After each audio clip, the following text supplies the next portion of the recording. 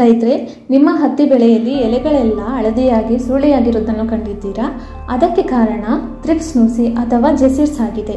ಈ ವಿಡಿಯೋದಲ್ಲಿ ನಾನು ಥ್ರಿಪ್ಸ್ ನುಸಿ ಅಥವಾ ಜೆಸಿಡ್ಸ್ನ ಸಂಪೂರ್ಣ ಮಾಹಿತಿಯನ್ನು ತಿಳಿಸ್ಕೊಡ್ತೀನಿ. ಸ್ಕಿಪ್ ಮಾಡದೆ ಕೊನೆಯವರೆಗೂ ತಪ್ಪದೆ ವೀಕ್ಷಿಸಿ. ಮೊದಲನೇದಾಗಿ ಥ್ರಿಪ್ಸ್. ಈ ಕೀಟವು ಎಲೆಯ ಕೆಳಭಾಗದಲ್ಲಿ ರಸವನ್ನು ಹೀರುವ ಮುಖಾಂತರ ಬೆಳೆಗೆ ಹಾನಿಯನ್ನು ಉಂಟು ಮಾಡುತ್ತದೆ. ಇದರ ಪರಿಣಾಮವಾಗಿ ಎಲೆಗಳೆಲ್ಲ ಸುರುಳಿಯಾಗಿರುವುದನ್ನು ಸಹ ನಾವು ಕಾಣಬಹುದು ಮತ್ತು ಎಲೆಯ ಮೇಲೆ ಬೆಳ್ಳಿ ಅಥವಾ ಕಂಚಿನ ಬಣ್ಣದ ಕಾಯಿಲೆಗಳನ್ನು ಅಥವಾ ಚುಕ್ಕಿಗಳನ್ನು ಸಹ ನಾವು ಕಾಣಬಹುದು. ಇನ್ನೊಂದು ಕೀಟವೆಂದರೆ ಜೆಸಿಡ್ಸ್. ಹತ್ತಿಯ ಜೆಸಿಡ್ಸನ್ನು ಕನ್ನಡದಲ್ಲಿ ಹತ್ತಿಯ ಜಿಗಿಹುಳು ಎಂದು ಕರೆಯಲಾಗುತ್ತದೆ.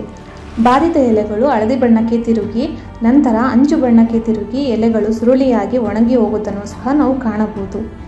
ಈ ಕೀಟವನ್ನು ನಾವು ಸರಿಯಾದ ಸಮಯದಲ್ಲಿ ಸಮಗ್ರವಾಗಿ ನಿರ್ವಹಣೆ ಮಾಡದಿದ್ದರೆ ಈ ಕೀಟದ ಬಾಧೆಯಿಂದಾಗಿ ಸಸ್ಯದ ಬೆಳವಣಿಗೆಯು ಕುಂಠಿತವಾಗುತ್ತದೆ, ಹಣ್ಣು ಬಿಡುವ ಸಾಮರ್ಥ್ಯ ಮತ್ತು ಹತ್ತಿಯ ನಾರಿನ ಗುಣಮಟ್ಟ ಕುಸಿಯುತ್ತದೆ.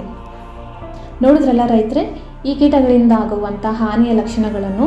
ಇದನ್ನು ಹೇಗೆ ಸಮಗ್ರವಾಗಿ ನಿರ್ವಹಣೆ ಮಾಡಬೇಕು ಅಂತ ನೋಡೋದಾದರೆ, ಮೊದಲನೇದಾಗಿ ಅಸಿಮೆನ್ ಪ್ರತಿ ಲೀಟರ್ ನೀರಿಗೆ 2 ಗ್ರಾಂನಂತೆ ಬೆರೆಸಿ ಸಿಂಪಡಣೆ ಮಾಡಬೇಕು. ಅಥವಾ ಆಕ್ಟೆರಾ ಪ್ರತಿ ಲೀಟರ್ ನೀರಿಗೆ 0.5 ಗ್ರಾಂನಂತೆ ಬೆರೆಸಿ ಸಿಂಪಡಣೆ ಮಾಡಬೇಕು.